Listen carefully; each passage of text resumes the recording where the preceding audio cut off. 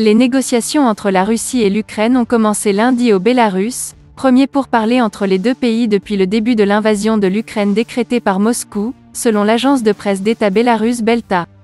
Le conseiller du Kremlin Vladimir Medinsky préside la délégation russe, tandis que celle de Kiev est conduite par le ministre ukrainien de la Défense Oleksiy Reznikov, venu en tenue militaire kaki.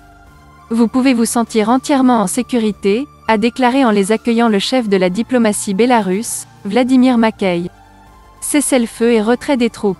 La question clé est un cessez-le-feu immédiat et le retrait des troupes du territoire ukrainien, a précisé la présidence ukrainienne.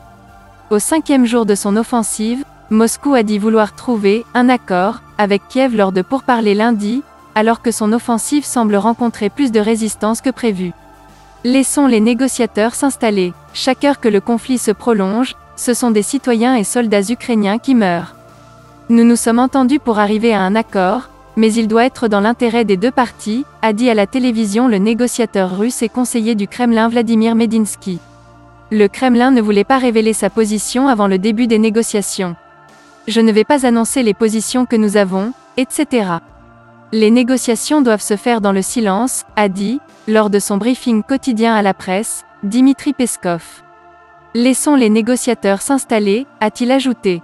Les pourparlers se tiennent dans l'une des résidences du président bélarusse Alexandre Loukachenko sur la frontière ukraino-bélarusse, dans la région de Gomel, non loin de la centrale nucléaire accidentée de Tchernobyl, qui est en territoire ukrainien.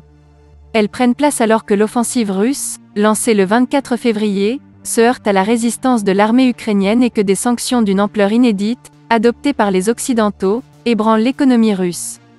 L'ouverture des négociations. La présidence de l'Ukraine a indiqué ce dimanche avoir accepté des pourparlers avec la Russie et qu'ils se dérouleront à la frontière avec la Biélorussie, près de Tchernobyl, une décision après une médiation du président biélorusse d'Alexandre Loukachenko.